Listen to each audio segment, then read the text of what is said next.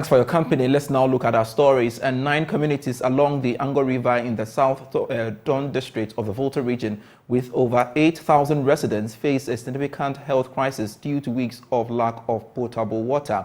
Now, the Ango River, the sole water source for residents and the Ghana Water Company's main intake, is severely polluted from the Akosombo Dam spillage, rendering it unusable even though for toilet flushing as well. Carlos Caloni visited the community and has filed this report.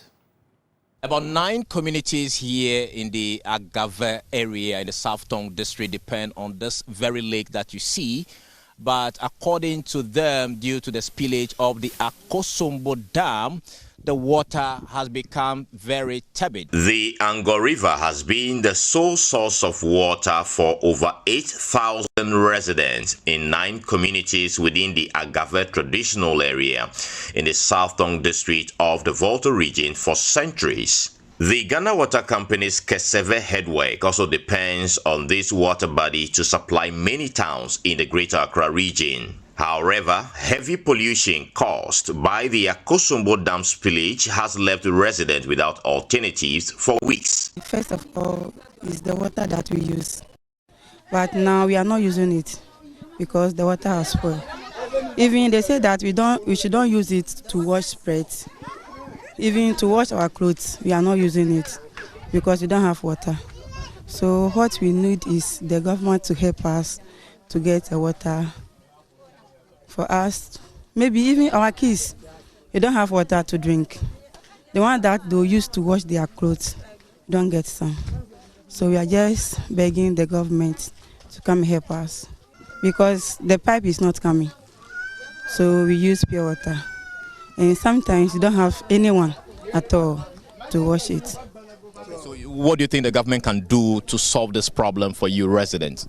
Okay, we need help. We need poly tank or pure water.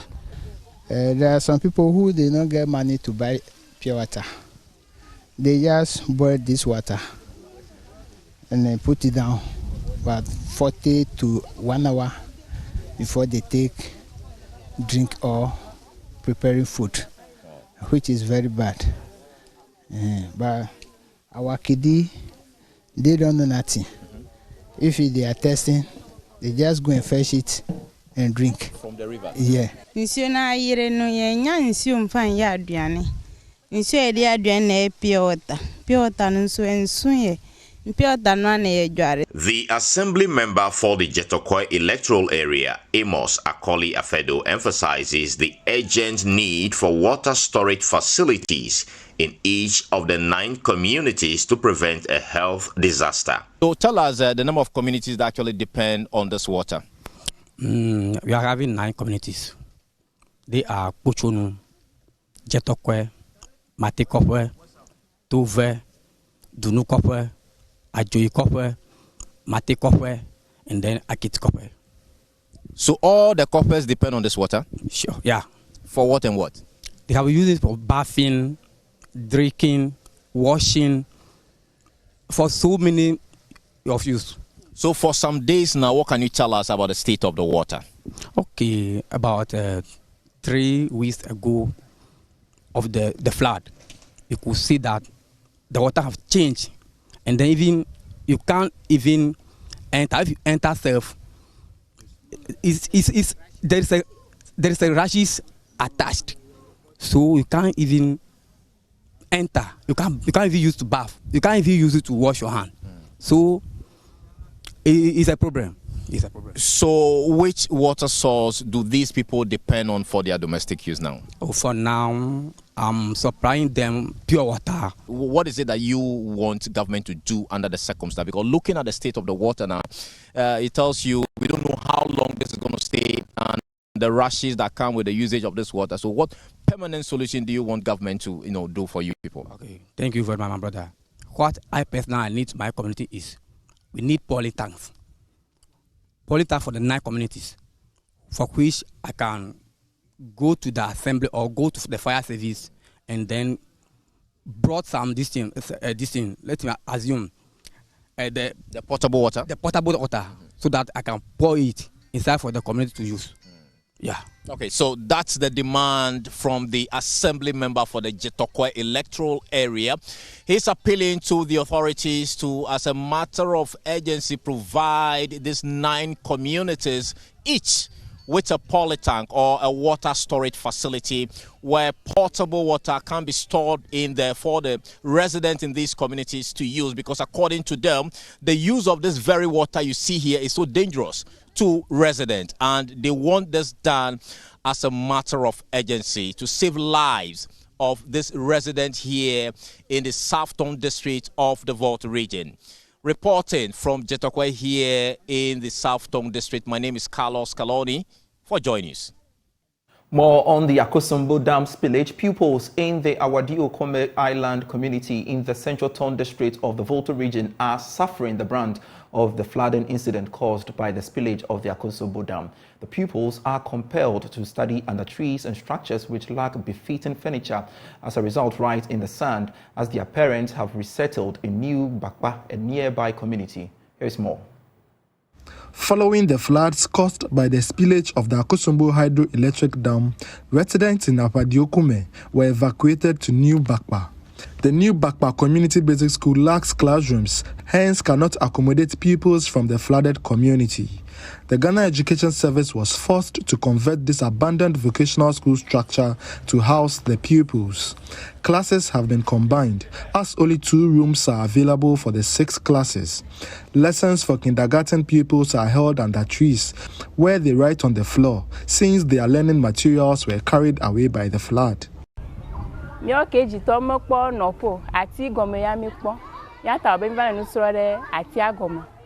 Blackboard mele wona na ma no fa no so mele ji nyu ko ejewe de vio no nwuru le agbaleme kakai dex o mele ota o metele no nwuru nyu ne be wa nyu a wa pere myan pe dex be agbale pencil slate be de vio wa ta nwuru nyu. The flooding incident has impeded academic activities at Fujoku DA Primary School, which is one of the safe havens for the victims. Classes are held under trees and in unconducive environments, while flood victims occupy the classrooms. This development is widespread across the North Town District, as about 15 schools have been converted into safe havens.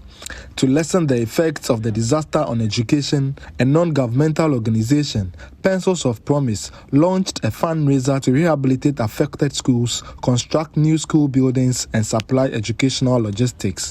Freeman Goba is the Ghana Country Director of Pencils of Promise. Pencils of Promise Global is raising funds. We have launched a $350,000 fund to be able to take care of some of these repairs and supplies to schools. So Pencils of Promise, as we've been promising and delivering, we'll get back to New Bakpa very soon with the district assembly and the chief. The chief has already given a land to GES and the district assembly for the construction of the school. The assembly is also committed to supply of some materials for us to quickly get a structure for these kids and also give them some school supplies. We have been to other communities. We've been to Anyako, we've been to Fiaho, we've seen the situation. Our team will continue to monitor and assess the impact of this flood as the waters are receding. So that is the work we do, and that is what we are going to do to all affected communities. Yes, we are in constant touch with the Regional Directorate of Education, and so wherever they think that our help is needed, we are ready to support them with supplies or even a building of new classroom blocks. Pencils of Promise donated 1,000 bags of sachet water and packs of sanitary towels to victims at New Bakpa in the Central Town District and replicated the same at the Safe Haven and Mepe RC Basic School in the North Town District. Fred Kwame Asari, Joy News, Mepe.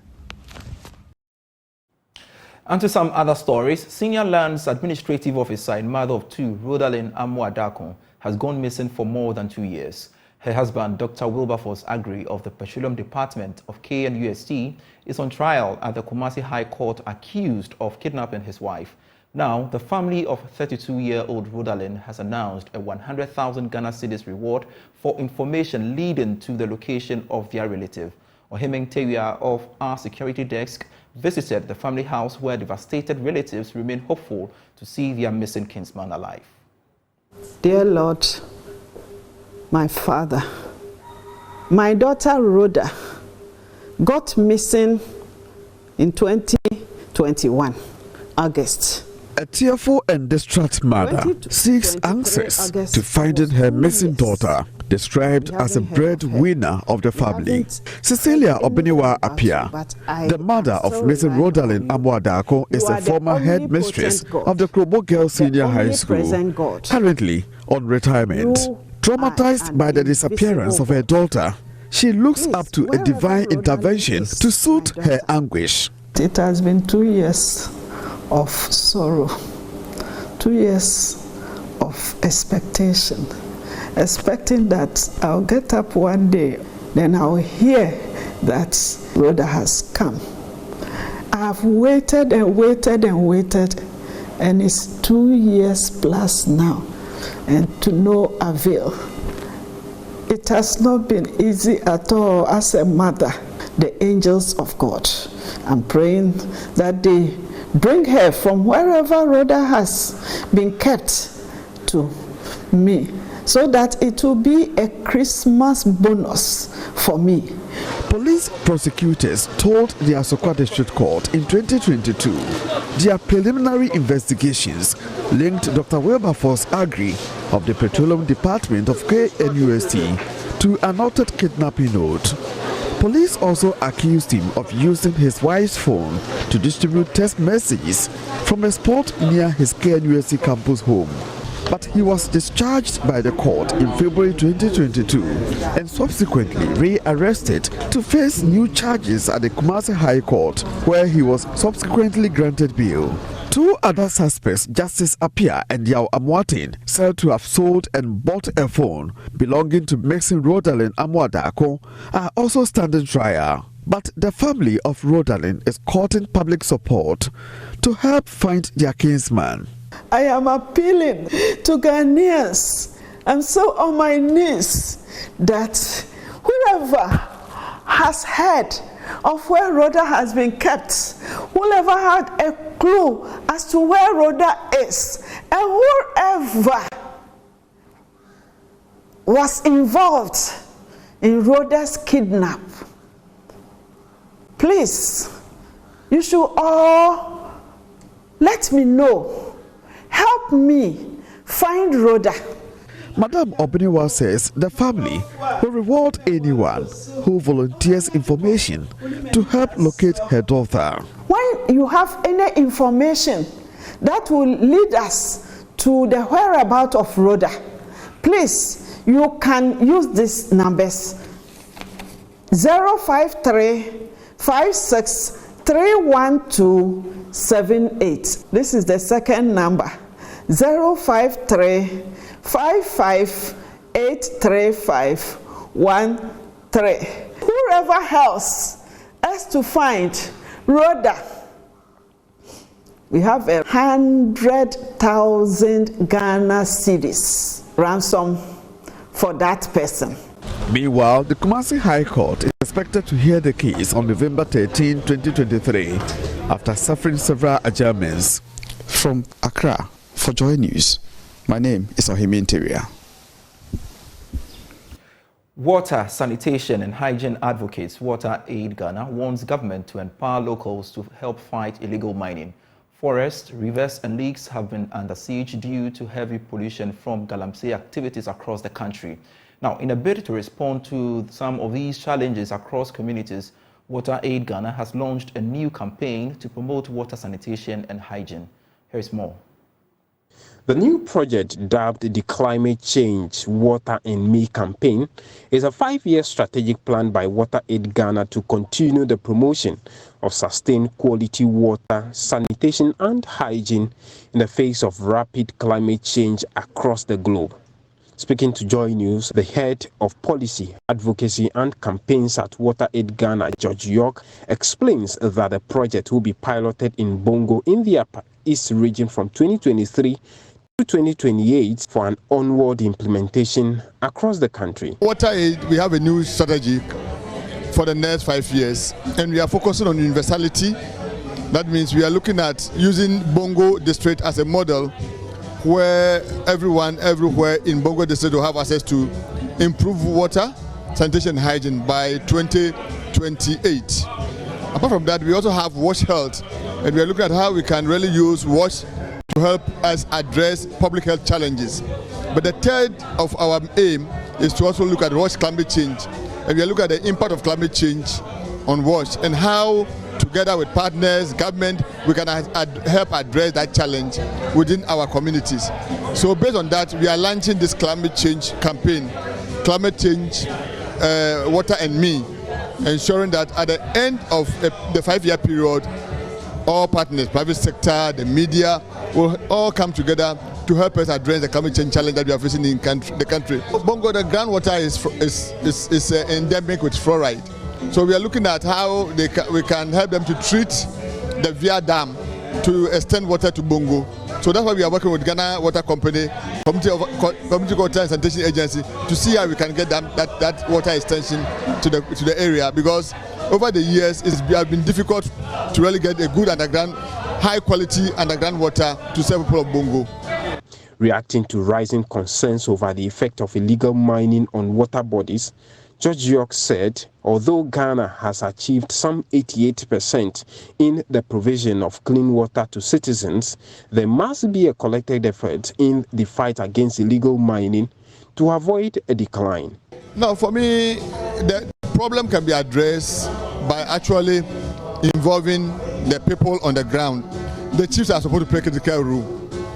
The citizens should also understand, we should let them understand the impact of Galamsey. There's no way government can find Galamsey from Accra. It won't work. So how are we involving the chiefs?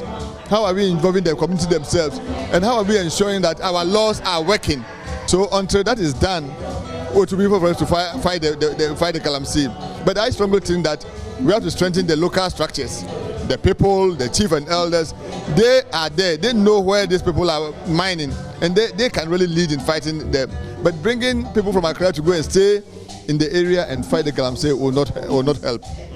Meanwhile, communications and media manager for Water Aid Ghana, Akosia Ojiri, has been sharing thoughts on ways individuals could also help in sustaining the environment. Let me speak to my colleagues, like professionals like me. You don't really need to print that document. Just PDF it and send it to your phone. Because 2 pages of paper or a 20-page research document that you've printed, it's going to mean that so many trees had to be cut for that paper to happen. And so please don't print it. Save it and put it on your phone. And even at Water Aid, we've started developing QR codes for our report. So we design it, we develop QR codes and we share so people can scan and have it on their phone so that we can also walk the talk. The new Climate Change, Water and Me is one of the projects undertaken by Water Aid Ghana to promote wash across communities. James Aveji's report for Joy News. In more stories, Ghanaian diplomat Dr. Muhammad Ibn Chambas is urging the government to create an environment where citizens can freely express themselves and also actively engage in governance. He was speaking at a lecture organized by Star Ghana Foundation to mark its 5-year anniversary, where he underscored the importance of citizen participation in governance to the development of the country. The following report has more. Citizen activism has been part of Ghana's democratic journey preceding the struggle for independence. However, in recent times, such acts of activism are seen to be under threat, with the recent arrest of some demonstrators who were protesting what they termed bad leadership in the country. Ghanaian diplomat Dr. Muhammad Ibn Chambas, speaking at the 5th anniversary lecture organized by Star Ghana Foundation, underscored the importance of citizen participation in governance. Issues. It is time for citizens of Ghana to sit up, get involved in answering the numerous questions begging for answers and solutions. Distinguished ladies and gentlemen, I trust that my emphasis on the importance of active citizenship in finding solutions to our development challenges does not in any way diminish the critical role of the state, and in particular, elected governance in setting the agenda for active citizenship. A capable state has a pivotal responsibility to actively empower its citizens to engage in active citizenship, and this point must be made over and over again. He also called for a transparent electoral process where the verdicts of the citizens are respected. Elections must be transparent, credible, and generally acceptable to the citizens as a mechanism for political succession and leadership change. Elections must reflect the wishes of the people. The people's choice must be determined at polling stations, not in courtrooms. This would be a pathway to stemming the spate of coups d'etats on the continent, which regrettably we are witnessing today. The convener for Fix the Country movement, Oliver Bakavamawo, complained that many youth are staying away from activism due to fear of oppression. But these are the things that we face on a day-to-day basis.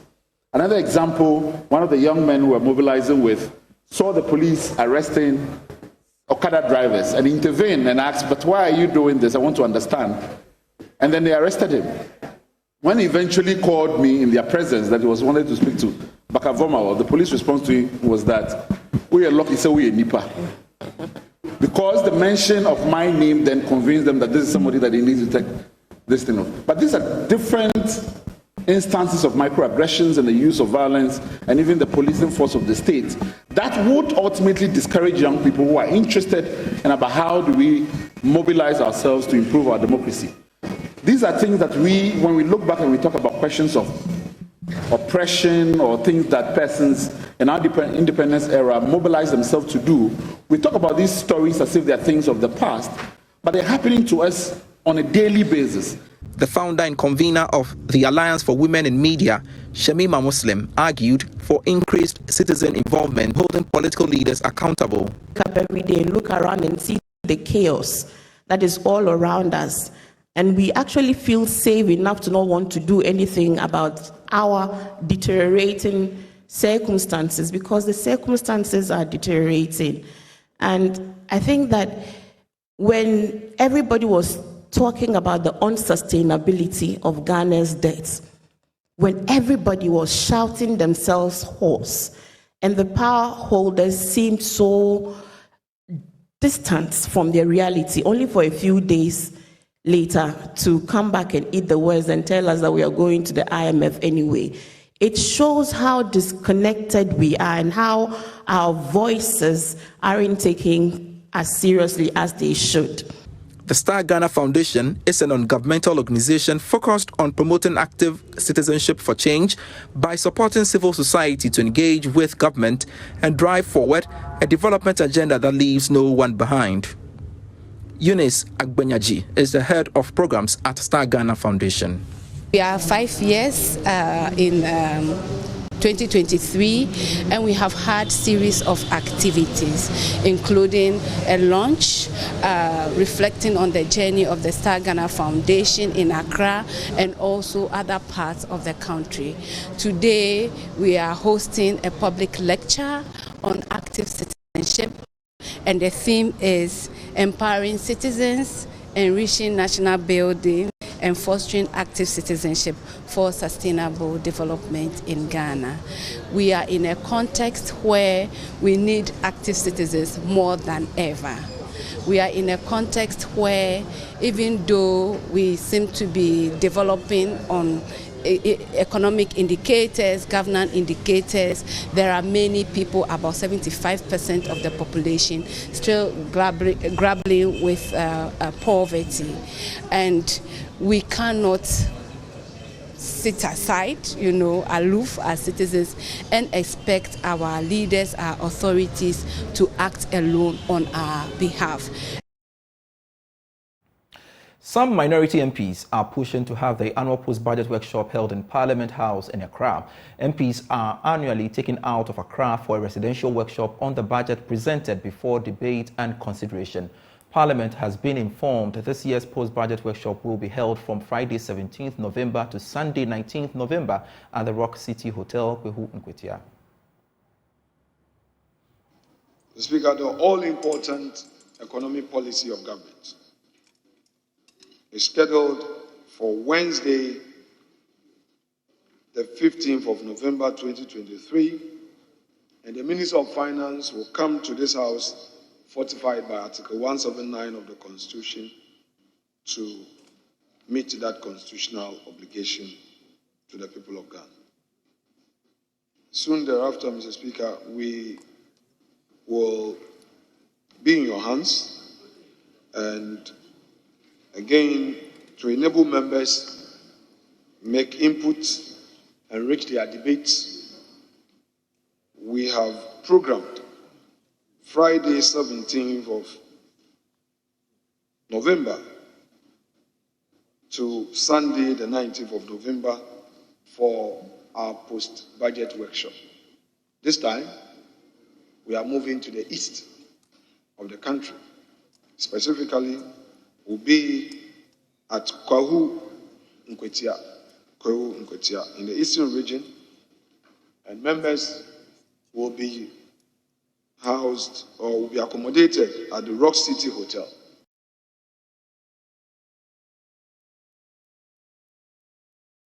But speaking on the floor, NDC MP for Buem cited the recent economic hardship and called on leadership of the House to reconsider the workshop in Parliament to save money. And I want to appeal to leadership, if it's possible, considering the government's plan to reduce expenditure and looking at the time that we have at our disposal to travel this far and be returning to commence sitting again on Monday, the 20th. If leadership can consider so, we have this post-budget workshop right here in the chamber. That could save us some money at this very critical time and use that for other purposes. It will help us so much, and we could demonstrate that Parliament is leading in tightening of the belt. At this time, we need to demonstrate that we are willing and prepared to sacrifice and cut some areas that we can cut. We have a very good environment here, especially when they have scheduled that we will commence the debate on Monday, the 20th. But the deputy majority leader took on what he deemed an opportunistic comment. Last year, we were in Ho for the post-budget workshop, and all honorable members were there. The decision was by the business committee, made up of 10 from each side. The business committee is not only made up of leadership, it's made up of other members. So this is the decision of the committee. It is not about leaders being insensitive. I would want to encourage members to be mindful of their choice of words and the approach they take on some of these matters. It's very important. Otherwise, then we should say that we should not take salaries at all as members of parliament, and we use all of that for community service. Such approach is not appropriate. We do so to mislead the public, and we, the political class, become victims of unfair perceptions about the work we do as parliamentarians. So I will encourage members to be mindful of the fallout of unintended comments in this floor. Now, it is unclear whether the Fix the Country demonstrators will be permitted to demonstrate in front of the Jubilee House every day in December. Protesters in the Fix the Country protest say the police have asked them to either postpone or relocate the planned demonstration. My colleague Kweku Asante joins me via Zoom with more on that. Kweku, thanks so much for joining me on JoyNews Room. What more is the police saying? Well, according to this press statement put out by Democracy Hub, they say that they were in contact with the Ghana Police Service about their intended, what they call Occupy Julobby House 2.0 in December. They intended to protest from the 1st of December out to the 31st of December. If you look at this statement, Ghana Police has told them that they are unable to give them security because of the Christmas festivities and other logistical constraints. Let me quote what they say. It says, Democracy Hub, Convenience of Fix the Country and Occupy Julobby House have received a letter from the Ghana Police Service on behalf of the IGP regarding the upcoming Occupy Julobby House protest scheduled for December. In their letter, the Ghana Police Service expressed an inability to provide protection to the protesters during their Christmas and New Year festivities, citing what they say is their intentional lumping up of well-meaning citizens protesting about the continuous hardship in our motherland and the need for constitutional reform. So, Fix the Country and Democracy Hub does not put out a letter that was written by the police, but they quote them in this statement and argue that the police have been telling them that because of the Christmas festivities and the need to deploy security to various flashpoints in the capital and other places, it may not be able to provide security for that protest. Occupy Ghana, Occupy Julobby House protest, and Democracy Hub actually also wrote again to the Ghana Police Service regarding a meeting to discuss this. And we have just seen a letter that has been posted on the Facebook page of one of the conveners of Democracy Hub, Baka Vomawo, where the police says they cannot hold that meeting again also because of certain restraints. So two things, the protest scheduled for December, according to the police, they cannot provide security. The protesters write back to the police demanding a meeting so that they can discuss those details. The police again write back to them saying that because of certain logistical and operational restraints, they are unable to meet them for the protest. But Fix the Country say that they are going to go ahead with their December protest and nothing is going to stop them. I see. We'll certainly keep an eye on that and, of course, monitor that space for us and keep us posted in our subsequent bulletins. Kukwa Santith filling us in with all that we need to know in relation to that. You're still watching JoyNews Room. We've got more stories for you after this break. Hello, welcome back to JoyNews Room. The Constitutional Review Consultative Committee is proposing a significant overhaul, suggesting a cap of 25 ministers and the removal of all deputy and regional ministers, aiming to address the current excess of over 100 ministers. Additionally, the committee is considering the implementation of a cap on the number of constituencies as part of its comprehensive reform agenda. Now, that's just a few of the reforms the committee is considering. Listen to the chair of the Constitutional Review Consultative Committee, Clara Berry Kasati, and the member of the committee, Anthony Fawcett Jr. They spoke on his file. Talking about removal of all deputy ministers. Really? Yes. What's the basis for that suggestion? We are cutting down the size of government. So we cap the ministers. Our recommendation is to cap ministers at 25. 25. Not more than 25. Ghana doesn't need more than 25 ministers to run. Interesting. Revolutionary. 25 ministers. Yes. No deputy ministers. No deputies. No. And it's capped. Yes. It's not in a situation like where Akufo-Addo, surprised all of us. 126 ministers. 25. Yeah. Yeah. And constituencies too should be capped. Now we have already have 275 with the possibility of 276 with SAL. Exactly. Yes. And there has been a debate that we have known for a long while now that people were actually lacing their boots for a total of 25 new constituencies to be created.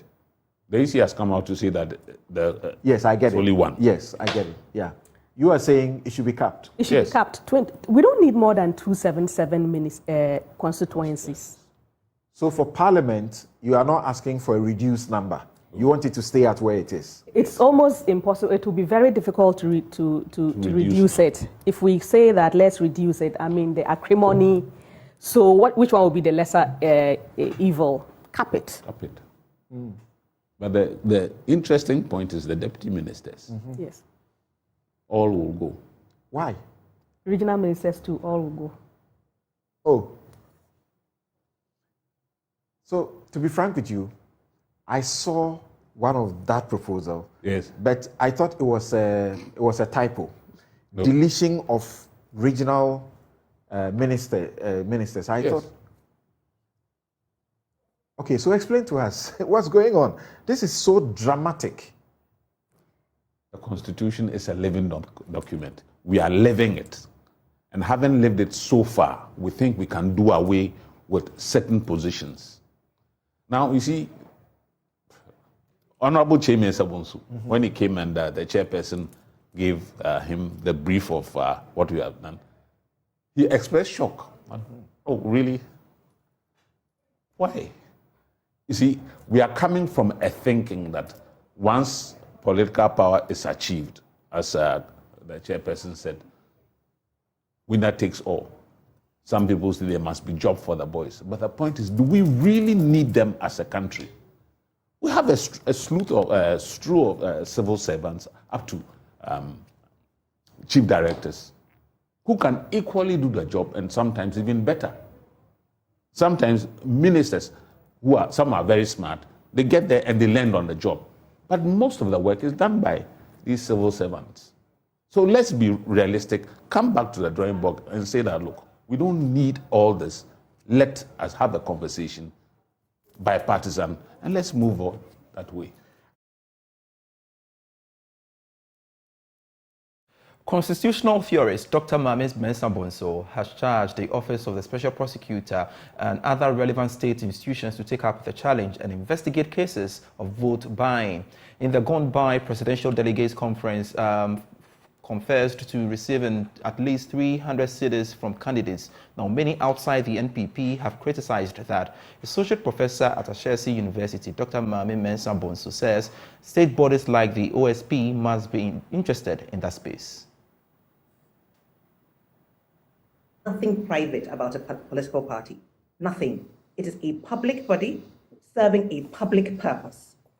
When they go and choose their candidate, the reason it is limited to the members of the party is because it is a group of people who have subscribed to one of the options and who want to push that as the society's direction. But it is not their private birthday party. A political party, by definition, is a public institution. We don't have any control over how people fund their birthday parties. There's a reason we talk about how political parties are funded and how political parties operate, because they serve a public function. So by virtue of them being a public entity, every institution that has supervisory control over public entities has jurisdiction over them. So if the OSP were minded to, it should be no bar to him that it is an internal matter of a public body. But even if we were going to concede that argument, if you spend 80 million CDs trying to get people to vote for you, I think that figure qualifies as an organized or economic crime. So I think that if nobody else has jurisdiction, IOCO should. Because people are hauled before IOCO for much smaller sums. Right. If that is what you're saying, then we have organized lots of duplicitous institutions because we like bodies. So we have lots of bodies. It falls in the jurisdiction of one of them.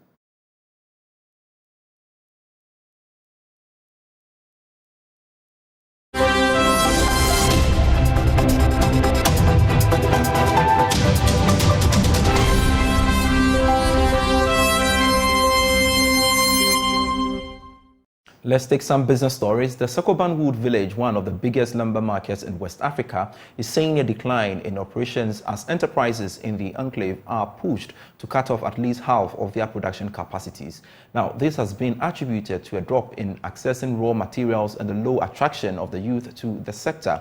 Love FM's Mona Lisa Frimpong explores the situation. The decline of the timber industry is a worry to Benjamin Amponsa, Assistant Secretary of the Ghana Sawn Timber Sellers Association. He has observed a chain of timber shops folding up in the Socan Wood Village in the Ashanti region. The forest, a decline. And the industry, most of them, most of them, about 80%. Because onyedia nti se ba kon na obetwa na manta ontimi ntua na okeska nti de be yan so betum The Socan Wood Village houses over 20,000 workers. The 12-hectare domestic wood timber market attracts huge patronage from different wood users across the country and neighboring countries. However, there is a drop in access to raw materials needed to fill the sheds lined up at the wood village. This is due to the long distance and high cost of transportation to harvesting sites, as well as the amount of trees allowed to be harvested. Kinsley Senya is chairman of the Ghana Son Timber Sellers Association. Somila and Akuchadiano and why the papers with the Forestry Commission. And yes, we are called Wakoto. Oko Kra Wakoto na Ode Bano, and Okra also a problem. My dotic, Forestry Commission, dotic, the Atoso de Amano. And Sana Ode Baba Bidru Krano, police for any even Forestry Commission for na Omubarias, no, Sika Ombejo and Baba Bidruno. Sani Yanso no Oba, and no outside Obesa de Atoso, it's Ama, your market, no, your no money bono, a costume. Timber is scarce on the market as prices have shot up. George Boatin, a carpenter at Fumesa in Kumasi, buys from the Socan Wood Village. The high price of his wood products have made his customers switch to the purchase of Chinese wooden products. We say timber market here, okota at times. Unkuteske mood, we want me nya enua wala ufili ankasa. And we be shared manua. Office man board in it, but we are not cotton material, no bonso wedding. There may be China materials. Yes. But we show monkey material, papa. That's China. Despite the large-scale production of wood products, the wood village has failed to get support from the government. Now, since President Kufo Adaroma, new two for Adaroma Yabahano. Bibia ni hwa efa ban ho a o ma beso mu ha di aboyen say especially say maintenance the rules any even kra no ye sheds na ibi ho no a na for tabem even kra administration broker KMA eti ho a o mu na gigi heska na up till now o mu giska no kra no ukọ ho a ureba ho. Some artisans lament the poor sanitation and deplorable roads leading to the village. The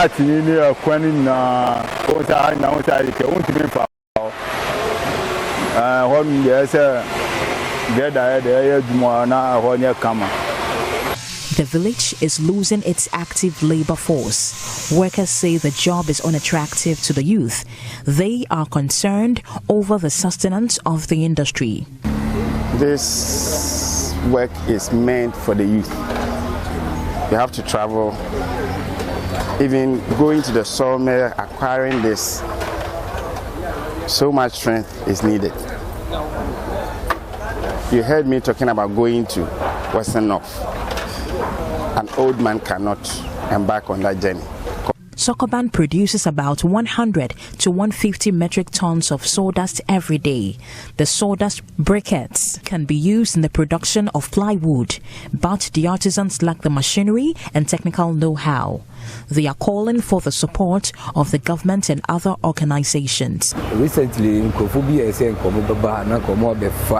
the sawdust, no man acquire plywood any other day. By Omobaya no Mutina Sika no because ye boka crani asisa ediako tika for the start media Kenya dia could be crazy review over home. And so since then no bia mi it's a tubuka and the For Joy Business, Mona Lisa Frimpon reporting. Now the chief of Adombanso in the Mpoho district of the Western region, Nana Kwando Brimpong III, has bemoaned the spate of farmlands being given away for illegal mining operations. He has cautioned farmers in his traditional area against the practice, emphasizing that any farmer who attempts to cut down cocoa trees for galamsey purposes will be arrested and prosecuted. He spoke at an event to offer additional livelihood intervention for farmers under the Cocoa Abrabopa Association. Farmer organization Cocoa Arabopa Association is partnering with Writer Sport to support 8 farmer groups in the Western South Cocoa region with additional livelihood interventions for sustainable cocoa production. The support, which includes access to transport and water, is to empower the cocoa farmers to access additional income streams aside from the cocoa farming. Council chairman for the association, Ismaila Pomasi, explains the living conditions of farmers will change with the interventions for the various communities. We believe that to sustain the industry, you must also ensure that the farmer is economically empowered. And to be able to do that, you need to, first of all, ensure you increase the revenue of farmers and also reduce costs, right? And to be able to reduce costs, you need to make sure that all the costs associated with cutting cocoa from the farm to even the bush, you help the farmer to reduce the cost. That is how come that we have given them the tricycle, to also use the tricycle to transport the beans, whether fermented or dry beans, from the bush to their various communities. The Alternative Livelihood Initiative of Cocoa Arabopa targeted 620 members and their households based on specific community needs. The various farmer groups received borehole water systems with washrooms, tricycles, spraying and blower machines. Chief Finance and Operations Manager for the group, Patrick John Van Brakel, is confident the interventions will spur the communities to higher productivity. Farmers, they have to apply to the Rainforest Alliance regulations. And for this, we are audited yearly. We recently had our audit, and we are still not, can confirm, but we are very confident we will get our certificate also for next year.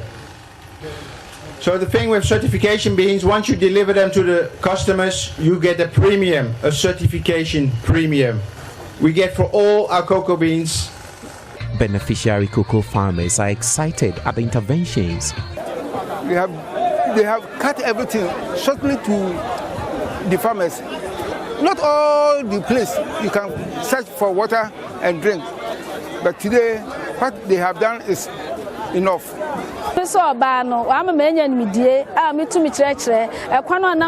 Cocoa Arabopa has really helped me. They've equipped me with skills needed for cocoa farming. Meanwhile, the chief of Adombanso, Nana Kwando Brimpon III, says the sustainability of cocoa farming should not be harmed by illegal mining activities. Oh yeah, galamsey on cocoa, onya depe. Cocoa, na ye oye afibode. Galamsey can't be compared to cocoa farming. Proceeds from cocoa farming are beneficial to generations. Galamsey is only destroying our lands. If I find you giving out your land to illegal miners, I will arrest you. And that's it for the bulletin. I am Pius Kojobaka. For more stories, do log on to myjoyonline.com/business and all the various sporting events on that portal. We've got great stories lined up for you. Thanks so much for your company once again. Bye.